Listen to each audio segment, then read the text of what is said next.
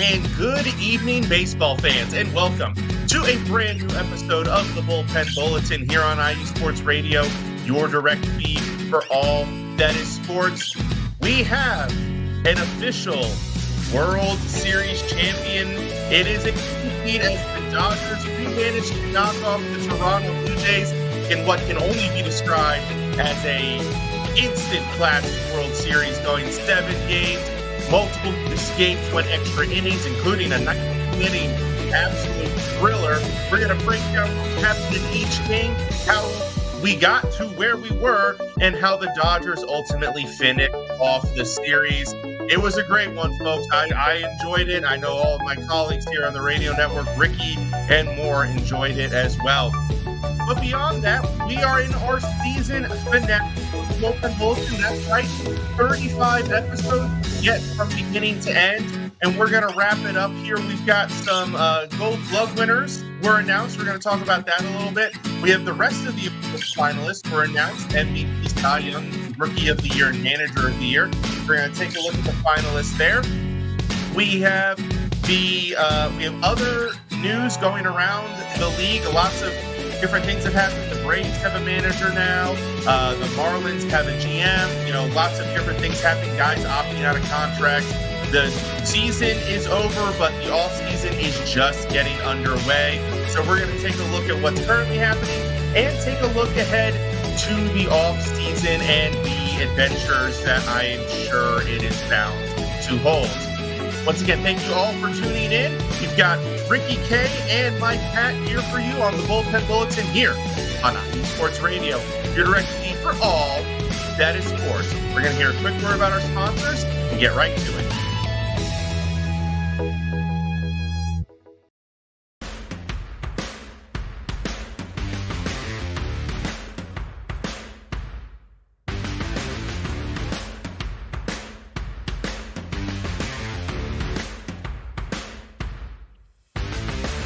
IE Sports Radio fans, this show is brought to you by Planet Jerky Premium Brisket Beef Jerky.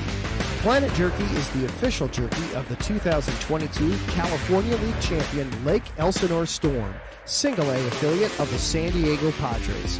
This all-brisket jerky has gluten-free options, contains no MSG, no sodium nitrate, is low in sugar, and high in protein.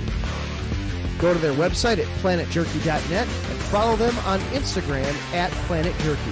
Planet Jerky, the jerky that's on a whole other planet.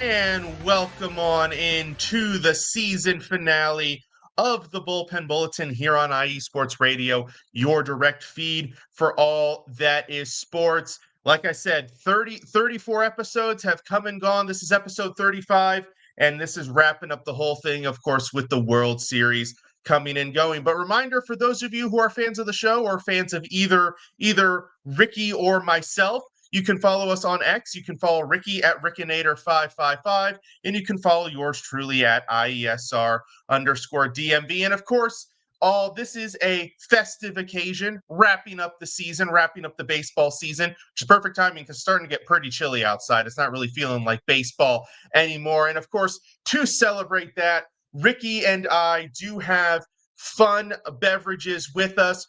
Ricky, what are you sporting this evening? Everybody can see it, but you might as well tell them. We have the Solid Blue Moon Mango Wheat Beer. So Solid Blue Moon option right here. This one, first time I've tried this one, so I'm looking forward to this one. It's a really good beer. It's a great beer. It's actually a really good baseball beer, I think. I think it's got that freshness and that lightness. I have a local beer from Raleigh Brewing. Their Hell Yes Ma'am Belgian ale, very tasty, and I'm drinking it in a glass that is from a different local brewery, Noda Brewery out of Charlotte. And I've tested this previously on my other show, Let's Wine About Sports. And no, putting one local craft beer in a different local craft beer's glass does not tear a rift in the space-time continuum. So everything's fine. There's no worry about that one. Well, folks, let's get right into it because we all know what we're here to talk about. We all know what the main topic of discussion is going to be this evening. The World Series, which was a phenomenal World Series, by the way. I think just as good, if not better, than any of us could have hoped for. The Dodgers defeated the Blue Jays 4-3 in an epic series. A little quick recap. By the way, when we were live last week, it was during Game 3. Now, of course, when we were following Game 3, we did not think that it was going to end up being a 19-inning thriller in which the two teams combined to use 19 pitchers, including their starters, and Shohei Ohtani would reach base 9 times in that game. But it would indeed be amazing, and the Dodgers win it 6-5 off of a Freddie Freeman, I believe, walk-off home run to seal the deal. But then the Blue Jays were not down and out. They come back and win games 4 and 5 in LA, which is not an easy feat. 6-2 to 6-1 with the help of, I believe that was that Scherzer, or no, it was Shane Bieber started game 4. Am I right? Behind Shane Bieber and Trey Savage, who, I mean, if the Blue Jays had won it, I think people would be talking a little bit more about the Herculean effort of Trey Savage in this postseason. But we'll talk about that. But then the Dodgers, facing elimination in Toronto, took game 6 3-1 behind yet another fantastic outing by Yoshinobu Yamamoto, who, as you see below, ended up winning MVP. And then game 7, which could not have been any more dramatic. The Blue Jays took an early lead on a 3-run Bo Bichette home run. The Dodgers clawed their way back, tied it late, and then eventually were able to get the walk-off, with Yamamoto, by the way, getting the victory in that one. So all totaled, Yamamoto 3-0 in the World Series, which is not an easy feat, especially in today's day and age. We got some comments coming in as well. Adam Karnick, congratulations to the Dodgers on a crazy World Series win. Absolutely. And then home teams, good observation here. Home teams were just 2-5 in this World Series. So definitely no such thing as a home advantage here. But Ricky, I mean, I go off with your thoughts, I guess. I mean, this was a wild series. So the 2-5 stat is crazy, but at the same time, it's not as crazy as 2019 when the Nationals played the Astros, and I think the road team won every game. But we've also seen the road team, I believe, has won the last 6 game 7s. If you go back, I think the Astros in 2017 won game 7 on the road. The Cubs won game 7 in Cleveland. Washington won game 7 in Houston. Yeah, so we have just seen road teams win game 7s lately, which is crazy considering what home field usually means in baseball. But nevertheless, this was a fun World Series. And not to mention game 7, you had benches clearing because Andres Jimenez was not happy that Robleski tried to throw inside 3 times. So that alone was pretty fun in itself. Just a classic series. We'll start with, you feel terrible for the Blue Jays. You feel bad for Canada. Imagine that was going to be like a huge party out there if the Blue Jays had won it for the first time since 1993 and Joe Carter. You're right. If the Blue Jays had won this, we'd be talking about Trey Savage more. Game 5, he strikes out 12 over 7 innings. Just incredible stuff from a rookie. He's going to be ace at Blue Jays team for the next few years. Just some incredible mental toughness by him and just not really having a care for the moment. I thought he did great. I even thought even in game 7, Max Scherzer looked pretty good. I mean, let's keep in mind, Scherzer's now been in 2 game 7s and handled the moment pretty well. I thought things could go differently, and that's where I think game 3 really turned the tide, because you look at this series, everyone's going to say, well, the Blue Jays were the better team. But you look at where Toronto went wrong. It's not getting the clutch hits in game 3. It's Nathan Lucas chasing a 3-2 pitch from Kershaw in the dirt in the 12th inning when that was clearly ball 4 and Toronto would have took the lead. And Toronto in game 7 had many chances early in that game, despite the Bichette home run against Ohtani, to break that game open early. and could not do it. And the longer you give a champion team like the Dodgers life, they're going to make you pay at some point. And that was where they couldn't get the little things right in the end, which is what they were known for. I love what Dave Roberts did in this series. And Dave Roberts, you talk about a manager who's changed his legacy overnight, went from a manager who couldn't get it done in the past to a manager now with 3 World Series championships. And you think about what he did in Game 5 and Game 6, moving Mookie Betts down to cleanup, realizing the lineup wasn't working and changed that, taking Andy Pajes out of the lineup, putting a guy like Miguel Rojas in. And Rojas is just one of those gritty players you want on your team. And guy hadn't hit a home run in 6 weeks and hits a game-tying home run off Jeff Hoffman.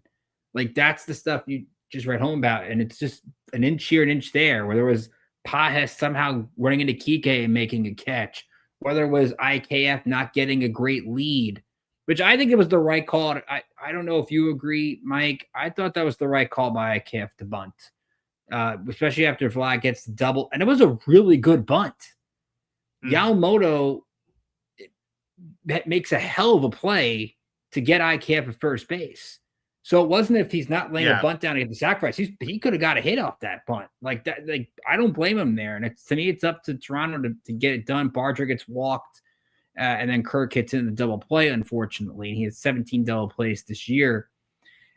I would say Dodgers just did the little things. Otani did his thing, but this is about Yamamoto. Guy who got $325 million and got the job done. So I'll give him his credit. But the other one real quick, shout out to Will Klein in that Game 3. He had thrown only 30. The most he'd thrown in a game was 30 pitches. He threw 75 in that game and didn't allow a run. Like, that is stuff of legend. So Will Klein deserves some love for sure. So congrats to the Dodgers. They're the dynasty of this era. And to be as Joe Davis said, to be the champ, you have to knock out the champ. And nobody knocked out the champ yet. I agree with your assessment on that sacrifice squeeze. I think probably 4 out of 5 times that's a hit, or at least an error by the pitcher. Because I think most of the time that pitcher launches that throw into right field. And by the way, that ends the game right there if they do that. So I think, that there was a lot of logic. I think it was a sound decision to do that. But yeah, no. Well, first I want to shout out some of the Blue Jays, because I think the problem when one team wins the series is that everybody focuses on the winner. Everybody focuses on the top performances and the clutch performances of the winners. But the losers, I mean, the Blue Jays, they were right there, like all the way through it, all the way in the end. They only trailed in the series once after Game 3 when it was 2-1. Otherwise, they were either tied or in the lead right up to the very end. Vladimir Guerrero Jr., phenomenal postseason. You have to remember, this is his first really deep postseason run in his career. The Blue Jays haven't really, I mean, I know they've made the postseason like here and there in his time, but they haven't really like made a run like this in his career. So for this to be his first real like long extended postseason exposure, and for his performance was amazing. Ernie Clement, I know we've talked about the last couple of weeks. He was phenomenal in the postseason. Bichette coming back off of injury to hit 346 in the postseason was phenomenal. Of course, the 3-run home run. Yes, Savage looked great. Kevin Gausman did all right. You obviously you hope for a little bit more, but he had some solid performances. Same with Scherzer. I mean, you can't really complain about the pitching a ton with the Blue Jays. I mean, the Dodgers only eclipsed. They had 2 games where they scored 5 runs and 1 game where they scored 6. Like, they didn't really have a ton of breakout offensive performances. Oh, and by the way, one of the games that they scored 6 went 18 innings. So asterisk that one. So yeah, I mean, phenomenal performance. You do feel for the Blue Jays because they're one of those teams you're like, they don't spend a ton of money often, and they obviously have already shelled out for Vlad Jr. So how much more money are they going to spend? you wonder how much staying power they have. Are they a team that's going to be able to get back to the World Series in the near future? I think that's going to be a hot topic of discussion for them is, okay, we got to the World Series, we lost. How do we get back? What's the best way for us to do that as a franchise? But the Dodgers, and I mean, I think it all has to start with Yamamoto. I mean, there are maybe 4 or 5 pitchers in the entire world who would have been able to emulate what Yamamoto did in this series. And by the way, he's one of those 4 or 5. And by the way, if you don't have that, you lose the series, like outright, because you have Blake Snell loses twice, which blows my mind that Blake Snell lost twice and the Dodgers still won the series. Ohtani didn't look great pitching in this series. So you had that going. Glasnow, the way they used him towards the end, he looked decent. He had a decent series. But, Yoshinobu Yamamoto, you cannot say enough about his performance and how great he did. And, just to me, one of the easiest MVP decisions for a World Series would be him. And then, just random little clutch hits and clutch performances by the offense. I don't know if any one player offensively really took over in this series. I mean, Ohtani in game 3 reached base 9 times. Other than that, was a bit hit or miss. Guys had scattered home runs here and there. Obviously, Freeman, the walk-off. But then, your game 7 home runs, the ones to move the game within 1, tie it and win it. Max Muncy, Miguel Rojas, and Will Smith. I don't think anybody would have had that on their bingo card for game 7. But, at the end of the day, you said it perfectly, before the show. Could you make the argument that the Blue Jays played better baseball throughout the entire series? Yeah, you could make that argument. But the Dodgers got the hits when they needed to get them. And they got the runs when they needed to get them to win the series. And ultimately, that's what's going to be remembered. It's not necessarily going to be the team who had the higher batting average, who in this case scored more runs. You can score all the runs you want, but if they're not spread out right, it doesn't really matter. So phenomenal series, way better, way closer and more competitive than I thought it was going to be. You had it in 6, it went 7. Great series. Any final comments, Ricky, on this series? So I think my question to you, and a lot of the debate has come around, would be, where does this World Series rank? Because a lot of people are saying this is the best World Series we've ever seen, and there's a lot of great things to it. I think playing an 18-inning game like they did adds to that. Of course, the Dodgers, for the first time, actually win a World Series, they played an 18-inning game, because the last time that's the only game they won, which is crazy itself. That's what we give the Blue Jays credit for, too. To win the next 2 after losing a game like that, that shows the mental toughness that team had. So John Schneider deserves a lot of credit for getting that team in a good state of mind, because I think any fan would have thought if they had rolled over, nobody would have really blamed them. But besides that, we've had so many great World Series. I think in the last, I know people were going back to Twins Braves in the 90s, but let's say the last 25 years, we've seen some pretty good World Series. Where does this one rank in your mind? I mean, it's definitely got to be up there near the top, for sure. I don't know if I can conclusively right now say it was the best, because, I mean, we've had several series go game 7, several series come down to the wire in game 7. Obviously, I have a little bit of a preference to the Nats World Series back in 2019, but the Cubs Guardians series back in 2016 comes to mind as a really good, really competitive World Series. But it would definitely be right up there. Without even looking and studying and doing a deep dive, I feel confident saying, like, within this millennia, within the 2000s, I would say top 5. Like, without having to do too much research. Could I confidently say it was the best? Off the top of my head, no, but I cannot say that I have looked a ton into it. Yeah, I would say it's top 2 or 3. I think the Cubs Guardians, just because the history behind it, the Rajai Davis home run off of Chapman, just getting into extras, the whole Jason Hayward stuff, and just the Cubs breaking the curse, I think adds a little bit to that thing. With an under the radar thing, I kind of thought of this going into game 7 the other night. I thought this would end up like Yankees Diamondbacks from 01, where you got the team going for the dynasty against the upstart team that really people didn't really believe in. And if there's a moment in that game 7, Blake Snell's on the mound, it's the 9th inning, and Vlad just misses it. It's like an inch off the bat that if that ball hits the barrel, it's over.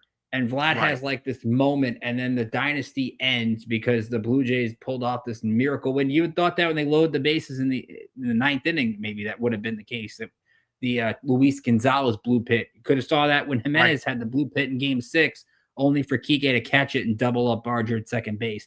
So there's kind of that flair. And remember, the last guy to pitch 6 and 7 and win was 01, and when I get the win, I don't think off my top of my head, I don't remember correctly, but Rady Johnson pitched both 6 and 7 in 01 for Arizona. Johnson did go 3-0 in that. I remember that because I remember he and Schilling kind of went back and forth just with amazing pitching in that series. But I would say definitely, for my mind, if it's not top on the list, it's top 2. Oh, yeah. Yeah, for sure. It's definitely going to rank up there. One of the things, and about the that Cubs-Guardians World Series, one thing that I remember that doesn't get enough credit, the last play, the little dribbler towards third where Bryant makes the throw to Anthony Rizzo, Chris Bryant, that was not an easy play. That last hop short hopped him, and it very easily could have been an error. I don't think he gets enough credit for making that play as cleanly as he did to finish that World Series, because if he misses that, is a bit of a mess. And we might still be talking about a curse with the Cubs if he misses that play.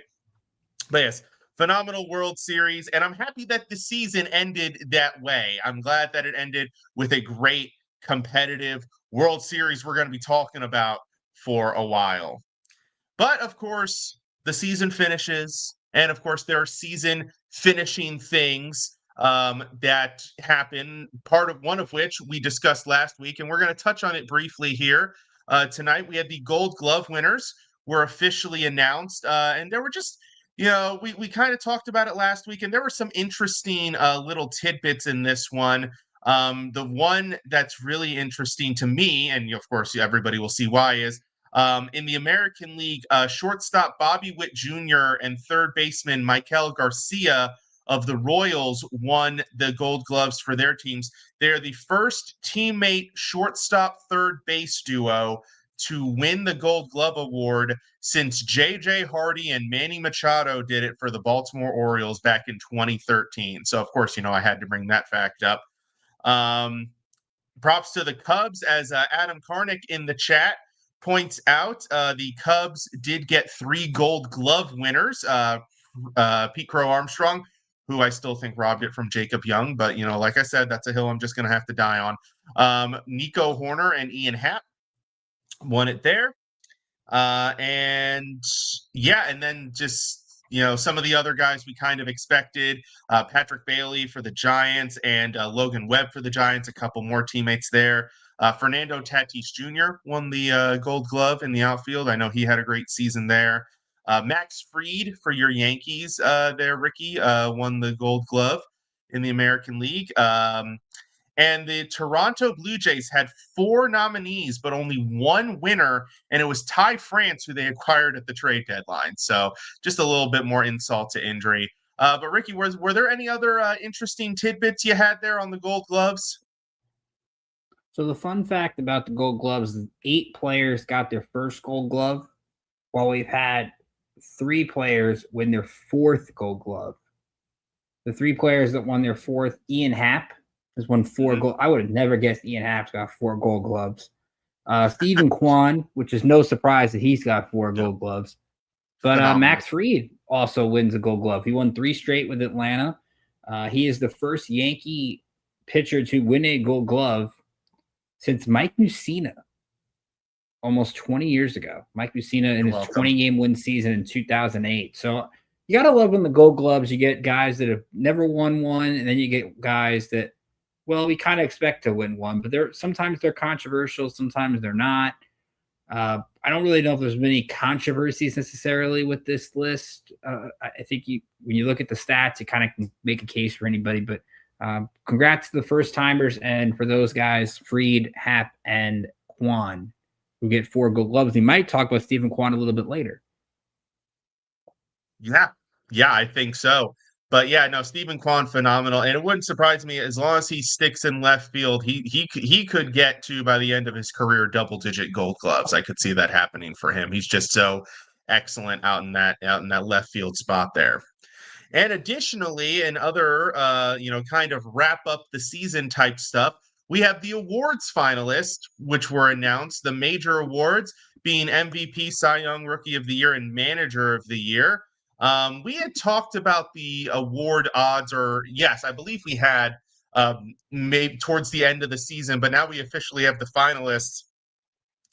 And Ricky, I'm going to pass the baton to you a little bit.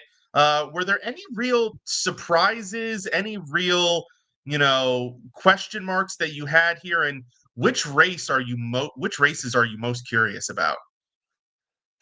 So a couple third finalists I was kind of on the fence about. One was NL MVP. Ohtani and Schwarber are going to be 1-2. And I even was trying to wrap my head of who was going to be third, and it turned out probably going to be Juan Soto, who's named the finalist. And Juan Soto was great with the Mets this year, but a lot of his home runs were the solo variety. I mean, I'm nitpicking here because the Mets didn't make the playoffs, and that would be one thing if the Mets had. But Soto did hit 43 homers. He did almost steal 40 bases. So I guess any other year he'd be up there. The other one was NL Manager of the Year. Your 3 finals for that are Terry Francona, Pat Murphy, and Rob Thompson. Rob Thompson, of course, we talked about the Phillies did win the division, but the Phillies also, I know it's not a playoff award, but the Phillies didn't win the playoffs again. But again, you're thinking about, okay, if Rob Thompson's not in it, who is? Is it Clayton McCullough? Marlins didn't make the playoffs, but they improved. You look at around the league, I don't really know if there's a third place guy out there, unless Dave Roberts gets back there. The Dodgers finished third in the National League, so you can't really throw Roberts in there. So that was just some tough ones. But I guess you got to have 3 finalists, so we'll see how that pans out. The one I'm intrigued on is the Jackie Robinson Rookie of the Year in the AL. Your 3 finalists are Roman Anthony, Nick Kurtz, and Jacob Wilson. And I thought Nick Kurtz was going to win this going away. But if there's 2 guys from the same team on the top 3, Roman Anthony's got a shot. The only problem for Anthony is he missed the end of the season due to injury. If Roman Anthony had finished the year and the Red Sox made the playoffs, which they did anyway, I think Roman Anthony would have a better shot. Because he was fantastic. I mean, that's a guy that if he was on the field, the Red Sox probably beat the Yankees in that wild card series. Like, that's how valuable Roman Anthony is. But I think Kurtz will win the award. I just found it pretty good that the A's were really bad, and they have 2 of the top 3 for Rookie of the Year. So, Yeah, for sure. That one's going to be interesting.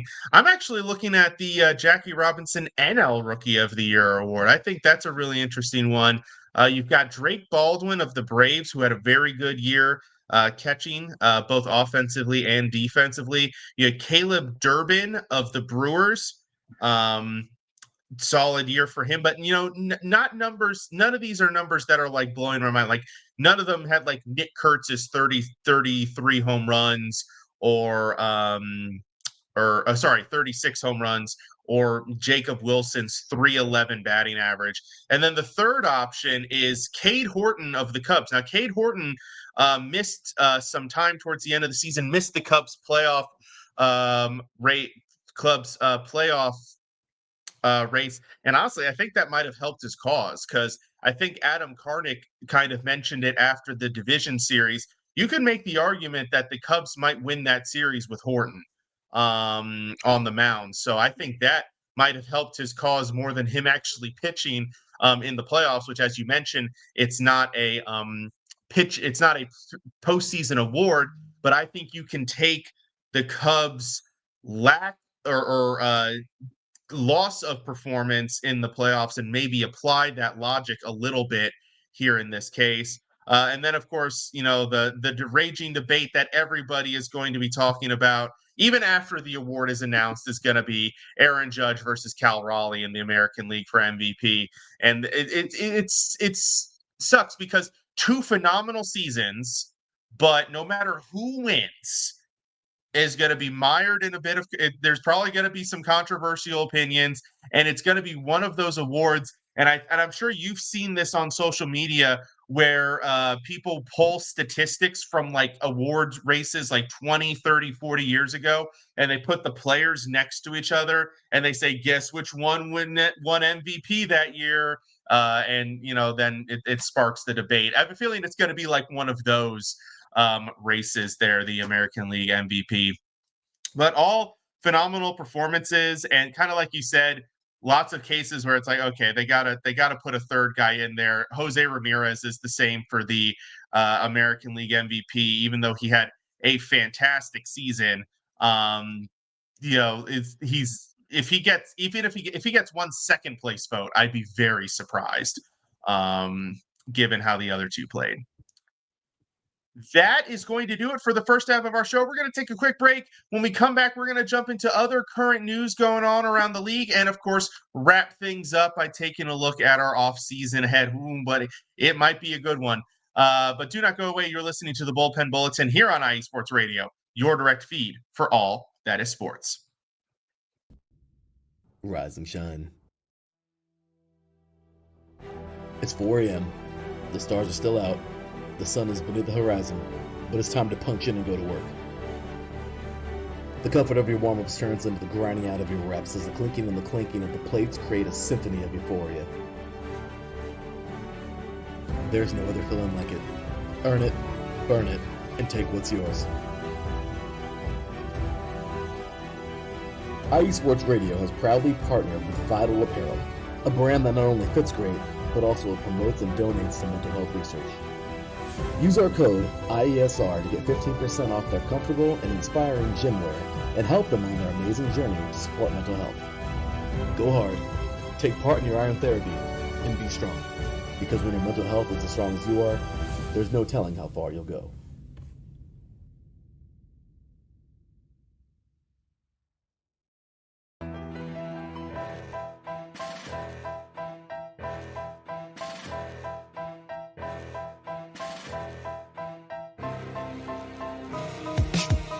For the last 10 years, IE Sports Radio has been bringing you amazing content ranging from interviewing legendary athletes, coaches, and other authorized media personnel to building tailor-made shows dedicated to all major sports cities around the country.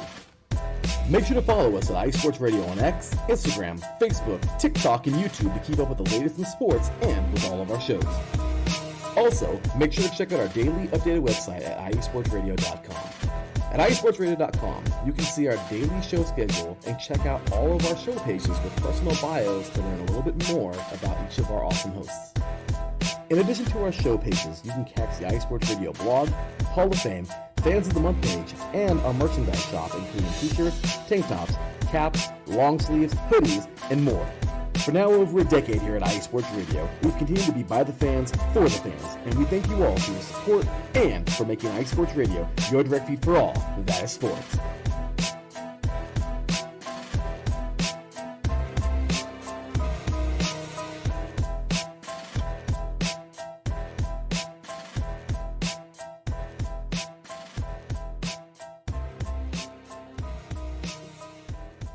And welcome back to the Bullpen Bulletin here on IE Sports Radio, your direct feed for all that is sports. We are on to the second half of our season finale show, and we're just going to jump around the league with some other news that is kind of going around. First, we have the contemporary, and let me make sure I get the terminology right here, the Contemporary Baseball Era Committee Hall of Fame ballot. Say that one 10 times fast. Has been released. Now, this is a relatively new, I guess we'll call it, invention by the MLB Hall of Fame. It started a few years ago when they wanted to kind of separate out players from a more modern era who had lost their regular Hall of Fame eligibility. As for those of you who do not know, when you retire, you have to wait I think it's 6 years before 5 or 6 years before you become eligible for the Hall of Fame. And at that point, now why the Hall of Fame has put so much effort into these regulations, who knows? Maybe it's because there's so many players and so much history. But anyways, at that point, you have 10 years for which you are eligible to be voted into the Hall of Fame through the traditional ballot as voted on by the Baseball Writers of America. Now, there are additional rules and regulations that go along with that. If you do not receive a certain percentage of the vote in any given year, you are eliminated from the ballot forevermore. I forget what that percentage is. It's pretty low, but every year there's a handful of guys that simply don't get the votes right off the cusp or in like their second or third attempt and are eliminated. There's a lot of very strange politics that go on with it, but I digress. That's not what we're here to talk about.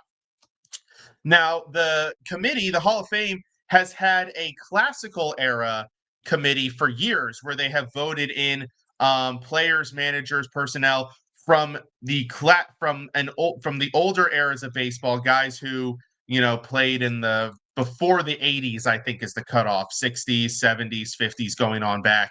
And now they have added this contemporary era to separate that group from a more modern time, 80s, 90s, 2000s. Now, they only vote on this every 3 years. They have a rotating formula where they vote on contemporary managers, executives, and umpires, which will be next year. Then they vote on classic era that we were discussed, the older players. That'll be in 2027 is the next time that comes around. And then they have contemporary era players. This year on the ballot, oh, and by the way, as opposed to the Baseball Writers Committee, which has hundreds of voters, this is a 16-person committee. So 16 guys get in a room and they cast their ballot for this award, and you need 75% of the committee to put you on their ballot. So basically, you need 12 of 16 guys to like you enough. So the selections this year, we have Barry Bonds, Roger Clemens, Don Mattingly, and Dale Murphy are your holdovers from the previous vote in 2022, and they will be joined by Carlos Delgado, Jeff Kent, Gary Sheffield, and Fernando Valenzuela. So, Ricky, what are your thoughts on this contemporary ballot? Is there any, I mean, obviously these are pretty well-known names. There's one obviously glaring name. I guess maybe two glaring names could be potentially, you could make the argument. But do you see some of these guys getting in? When they last did the vote, it looks like only Fred McGriff was the only one who was voted in last time. So do you see these guys getting votes, getting in? What are your thoughts here? Well, we've seen in past years the Veterans Committee, even though they've been notoriously stingy for putting people in, has actually put people in. Dave Parker comes to mind. Harold Baines has come to mind. Yep. So we know, I don't know how Harold Baines gets in, but nevertheless, he gets in the Hall of Fame. I think of the 35 episodes that we've done, we've gone over the whole Bonds and Clemens stuff. Personally, I think they should be in already. I think that the fact that the commissioner who oversaw the steroid era is in the Hall of Fame and these guys aren't is a joke, because it just seems like baseball kind of profited off of them doing well and then kind of wants to put them away, so to speak. It's like their numbers didn't exist. I saw Barry Bonds play. I saw Roger Clemens play. They're the best hitter and pitcher of this generation. They should be in the Hall of Fame. And you mentioned the whole thing, but it used to be you were on the ballot for 15 years. It was very convenient that when Bonds and Clemens showed up, that the Hall of Fame decided to change that to 10, because in my opinion, they really wanted them off the ballot. So I think that that's something where I always said they should be in. They were just about, I think if they were on the ballot for 15 years, they would have been in, or at least would have been close to the point where on the 15th year, they would have got in just because people would have thought they were punished enough. But I don't think they'll get in. I think there are two that have a good chance. First off, I'm surprised Carlos Delgado's on this list. I mentioned you today. Like, I think Carlos Delgado's good. I don't think he's Hall of Famer. Like, I could name plenty of first basemen I'd put in over him. I don't get it. But the two I would give the most credence for, Jeff Kent. Jeff Kent to me is the best hitting second baseman that I've seen. People, I think, overlook him because he was hitting behind Bonds in San Francisco, but he was a doubles machine. He was getting on base all the time, had good power numbers. That's the kind of guy I think I would look for. And the other one, I think, just for sentimental value for me, Donnie Baseball. Don Mattingly, I think if the Yankees were actually good for the bulk of his career, would be in the Hall of Fame. Unfortunately, he never got to get to the playoffs. If there was baseball in 94, maybe Mattingly does get a World Series with the Yankees. Who knows? But you talk about a guy that won a batting title, has an MVP, has 8 gold gloves. And I think just when you're going back now and kind of looking at things through a different lens, with the analytical lens, I think there'd be more of an appreciation for Don Mattingly now than there would be back then, I guess, because he wasn't a power hitting first baseman necessarily, but he had enough of offense. So to me, if I'm going to stick up for 2, it's Jeff Kent and Don Mattingly. I think, though, we'll get one of them in on this committee just because they've been less stingy in the past few years. Yeah, no, and I agree with you on, the Carlos Delgado evaluation. I see this on like X and Facebook and places every now and then. They have this very joking Hall of Very Good. I believe is on X. I think it's a page on X, and that that's where I would say a guy like Carlos Delgado would go. He would go in the Hall of Very Good. He was a very good player for a very long time. That helped him racked up things like 473 home runs, 1,500 RBI, 2,000 hits. Great numbers, but just over a long period of time. And it's interesting. I was just looking at this. If you look at their numbers, Carlos Delgado and Gary Sheffield, not too dissimilar overall. One finished with a career OPS of 930. One finished with a career OPS of 907. Not super far off. Sheffield had 509 home runs. Delgado had 473. Sheffield had more hits, but he also played for longer. So to me, you look at those numbers. I don't know if those two are distinguishable to put. If one's going in, you almost have to make an argument that the other should go in. So I think that concept alone possibly eliminates the two of them. I agree with you on Kent. Very good hitting second baseman. Doubles machine, 560 doubles in his career. My goodness. And people forget, there is a reason why he was behind Bonds in San Francisco. The reason why he was behind Bonds was to attempt to scare people out of just automatically intentionally walking Bonds every time. Now, they still did it a lot anyways, because they were like, well, we'd rather just have Kent drive him in as opposed to him just popping a home run off of us. But there was a reason why he held that spot, was because of his ability to hit, to get on base, to get doubles, which, I mean, if you walk Bonds, a double for most of his career probably scores him. So, that's, something to take into account. I look at the numbers of a guy like Fernando Valenzuela, and again, very good. Hall of Fame.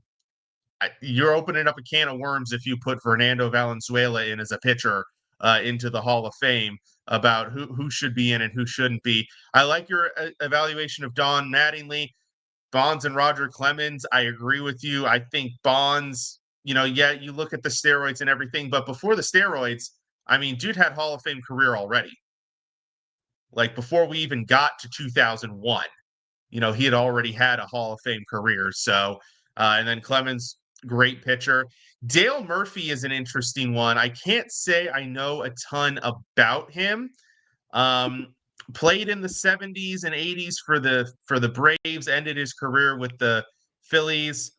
The numbers, they're solid, but I mean, I wouldn't jump out of, my seat to get Dale Murphy into the Hall of Fame. So it'll be interesting to see who they vote in. And if there's that, innate bias still against Bonds and Clemens, who, by the way, the last time they held a vote, they had less than 30% of the vote. They had less than 5 votes. So we'll see how it goes this time. Who knows? By the way, from the last vote, Albert Bell, Rafael Palmeiro, and Curt Schilling were dropped from this vote around. They were on the vote last time as well. 3 more personalities, we'll call them, in the sport of baseball. Now we've got just a lot of like little spurts of news going around the league. So we're gonna try to hit on them. I had this thought literally just now as I was talking it out. Ricky, you've mentioned a couple of pieces of news kind of as we've been chatting before the show and like in our radio chat group. So why don't you go ahead and pick a piece of news that has come out over the past week and talk about it. So the managerial hires continued. The Braves decided to make the decision to hire Walt Weiss. Walt Weiss, of course, former shortstop with the Braves, had also been a manager with the Rockies before in the early 2010s, was the bench coach of Brian Snitker. Now, what I was doing the out of the box hire for Atlanta would be DeRosa. The Braves managerial search kind of went under the radar. I don't really feel like we heard about a lot of the people they were interviewing. I think the Dodgers bench coach might have been one of them. But to now, after a month, just say we're going to hire the bench coach, to me, it's something they should just did when they decided either to part ways with Snitker or whatever, because that just makes, I think, to me, a farce of the coaching search. Because was this a guy you always thought in mind and you went to seek other opinions?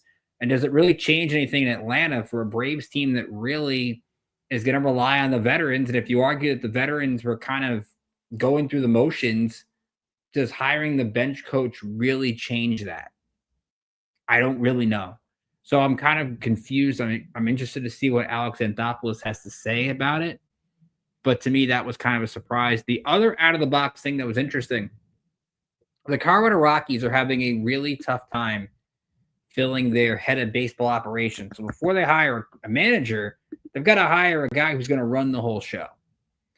Apparently, there was a report from Britt Giroli, I think earlier today, or was it Sunday, that two of their top candidates had dropped out, and an interesting name popped up there. Adam Ottavino, former Colorado Rockies reliever, had spoken with the Rockies owner Dick Monfort about the head of baseball operations. Ottavino had just pitched this past year at the Yankees. Right. Was with Colorado a long time. And I was talking with a friend about this earlier today, and I was like, the Rockies should go out of the box. Now, it would be, I think, a joke to the rest of the league that a guy who just pitched this past season is going to be the head of baseball operations for a major league team. I think that because we've seen either the managerial stuff's been a farce, because you've seen, for example, Derek Shelton get hired in Minnesota, and it's really because nobody wants Twins' job. Let's just call it what it is. That job is a joke, and to hire Derek Shelton, who didn't really do anything good in Pittsburgh, what is he really going to do in Minnesota? I don't know. But to hire a guy with no experience in front offices to run a Major League Baseball team, people might look at that and say, well, what is this industry going to? I actually look at it, if I'm the Rockies, you have to do things out of the box, because you have a team that really nobody wants to go to your team. And you need a guy like Ottavino who kind of knows what it takes to succeed in a high-altitude place like Coors Field. He kind of knows the lay of the land, was a baseball player again this past year, so kind of could understand the player. We've seen Posey make the crazy moves with Vitello. Maybe Ottavino has some crazy moves up his sleeve. He's an analytics guy. He's got his own podcast. That would be an out-of-left field thing, but if that's the guy they can go for and they feel it's legit, maybe you do take a chance and ride with a guy like Ottavino. So I'm interested to see what that Rockies job is, because it's kind of like Minnesota. Nobody really wants it, but will the Rockies just settle for a guy, or will they actually take a chance and try something? I mean, you got to think, if you're the Rockies, you got to shoot your shot and try something, right? I mean, the last couple of years have not gone great for you, so you got to think you got to try to change it up. For my piece of news, I'm going to the opt-out topic. Now, of course, this is a time of year where baseball players who have player options or mutual options built into their contract can start opting out of those contracts and elect to go to free agency. And just in the past couple of days, we have had some big names jump out on that list. Cody Bellinger, which I had been announced previously. He's just kind of lumped in to this group here, but he has opted out. Red Sox third baseman Alex Bregman, who was a big name in last offseason's free agency, and kind of sparked a little bit of controversy for the Red Sox when they signed him. He opted out. Mets closer Edwin Diaz opted out of his contract. So those are some of the big names. Some other guys, two Padres, closer Robert Suarez and starter Michael King have opted out of their deals. Brandon Woodruff, starting pitcher for the Milwaukee Brewers, he's opted out of his deal. And then let's see, a couple other guys. This is team options, by the way, can also be exercised at this point. The Kansas City Royals declined their option on pitcher Michael Lorenzen, and the Mariners did exercise their option to release backup catcher Mitch Garver. So those are some of the players that are hitting free agency now. Ricky, any other names I'm missing that you've heard of, and is there anybody on there who really makes you go, ooh, interesting? The other name, I believe, keeping it in New York, Pete Alonso, as well, opting out of his deal. To me, what was the interesting one out of the list you mentioned was Suarez, because Robert Suarez has been one of those relievers that I think could be in for a big payday. Edwin Diaz opts out of a deal. He's probably going to get the same deal anyway. Right. I don't know. I don't see where the pay increase is going to come. Robert Suarez, remember, was probably arguably the best closer in the National League this year. And now he was on a team where they just got Mason Miller, so there's really no sense for Suarez to stay in San Diego. He's going to get closer opportunities.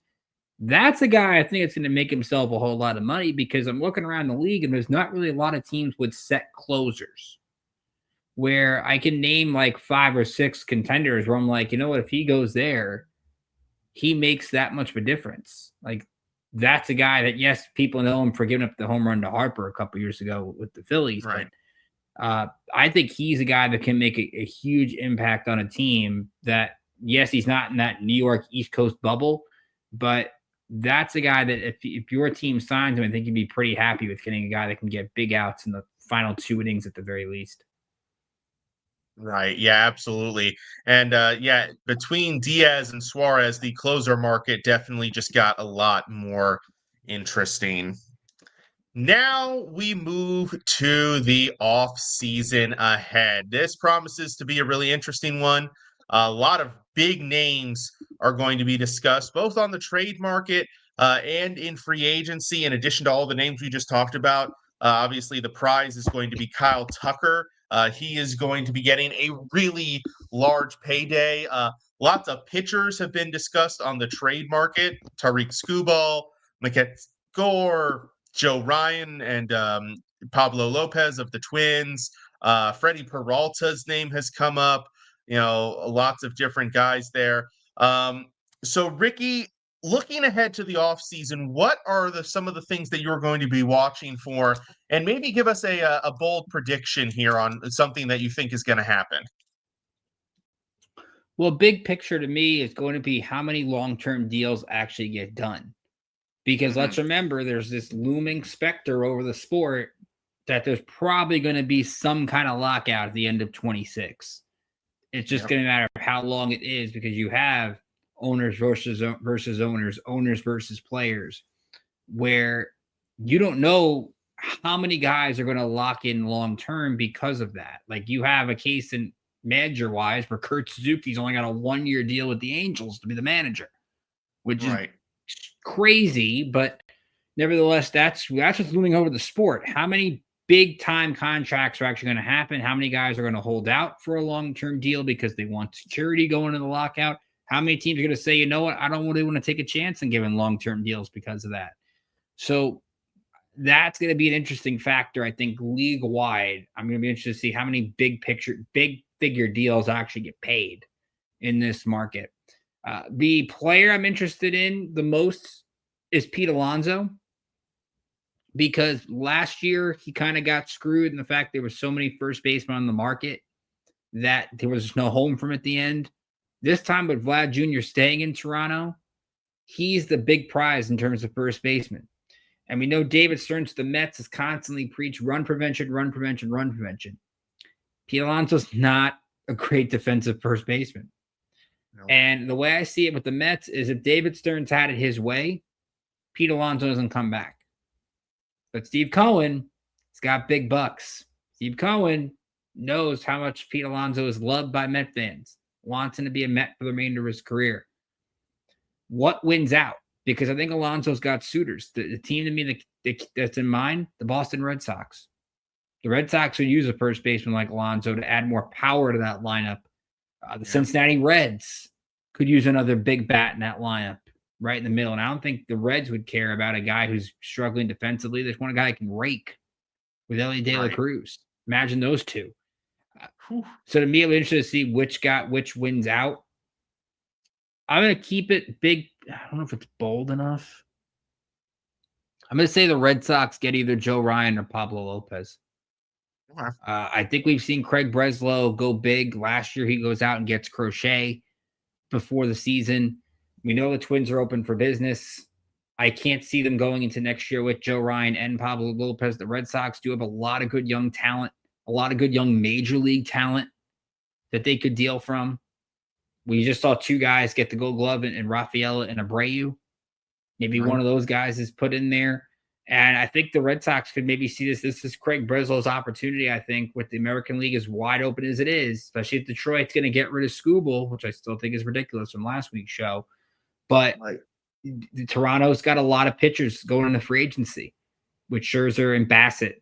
And Gosman's getting older. What's Seattle going into next year? The Astros are starting to fade. So what exactly is the AL? And somebody's got to grab it. Maybe that's the Red Sox. So I'm going to make a big thing and say maybe the Red Sox are the team that wins the winter this year. Yeah, no, that's a great observation. And the AL, all it takes is a team making a few of the right moves, and they jump right up into that top group. Yeah, I think I'm most looking at these pitching deals that people are talking about, especially since you bring up the point about the long-term deals. Our team's going to want to go into free agency and look at some of these pitching options, a guy like Michael King, a guy like Shane Bieber, some of the older veterans that are going to coming out. Whichever one, I forget which one of the Phillies' main pitchers is coming up as free agency. Ranger Suarez. Do you go after one of those guys, or do you make a trade for one of these guys that still has control or still has a contract? Mackenzie Gore still has 2 years of arbitration control. Joe Ryan still has 2 years of arbitration control.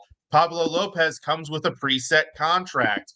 Freddie Peralta comes with a preset contract. So you don't have to turn around and commit new big bucks to guys like this. And I think that might artificially inflate the trade pitching market a little bit. And you might even start to see teams that might start to reflect the trade deadline, how the trade deadline was starting to look a little bit with relief pitching, how relief pitchers that maybe you didn't think were necessarily on the market, or teams that you didn't think would be dealing their entire bullpen, Baltimore Orioles, turned around and dealt their entire bullpens in free agency. And I think you could see something similar in the pitching trade market. And it'll also be really interesting to me. You've got a handful of teams that are kind of at very weird crossroads. And I know this because I'm a fan of two of them.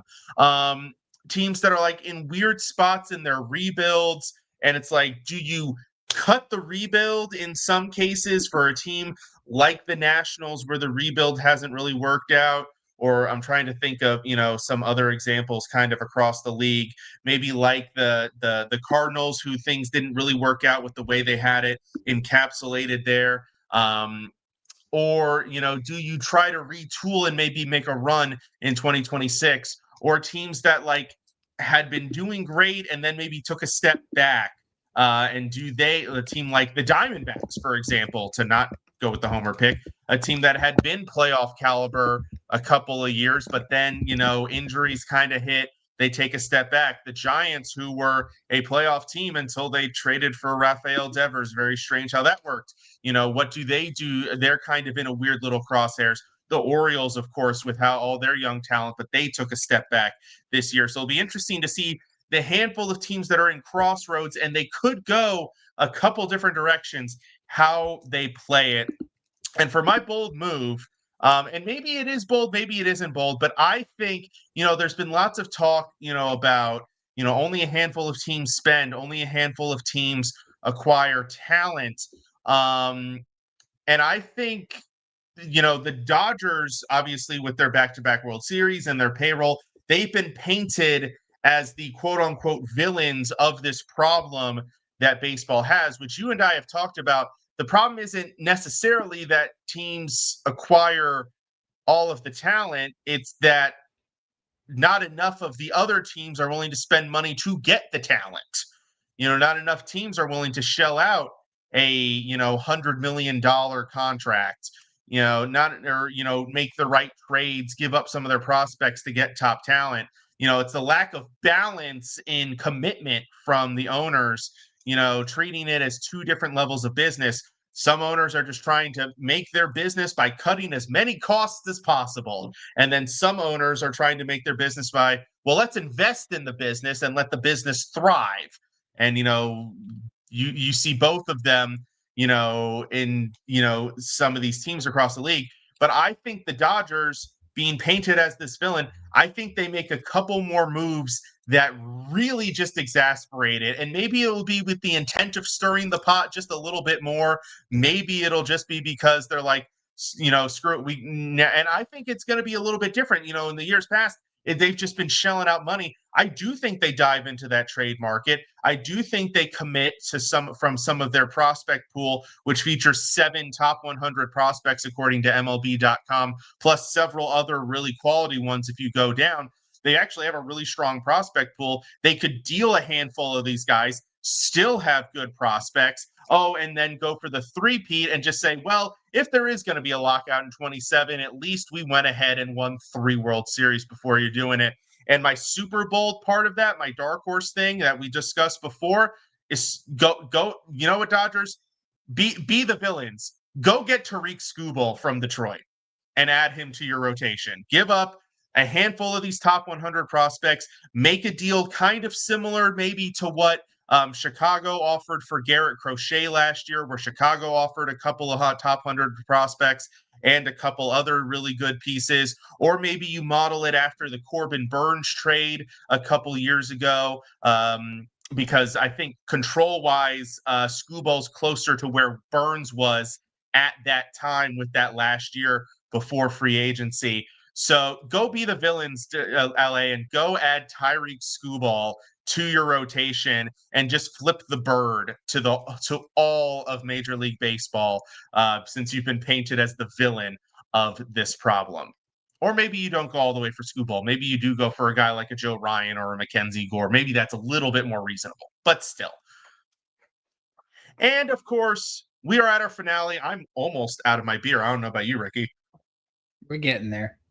I'm getting there. So we are down to our last Around the Diamond topic for the season.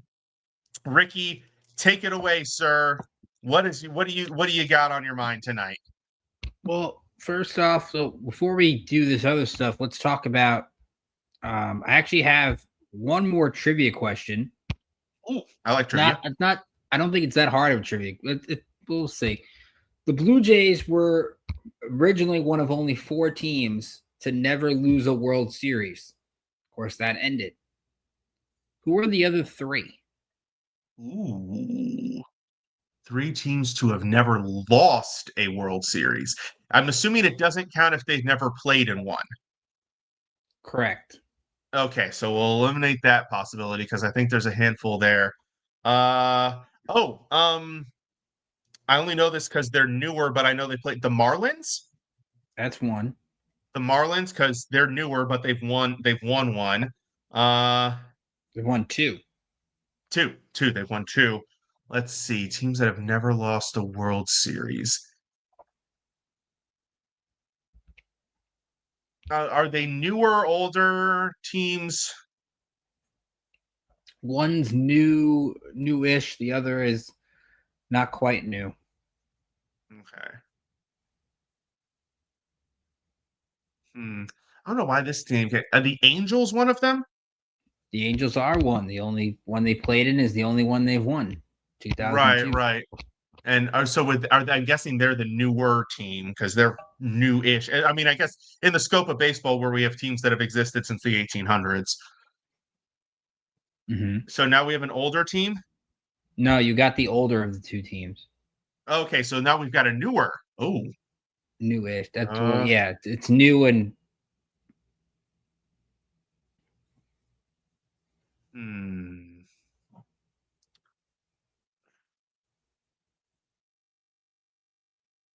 The Diamondbacks? No, remember Diamondbacks lost to Texas. That's right. That just happened a couple of years ago. Okay. Let's see. Newer. Going down the list here.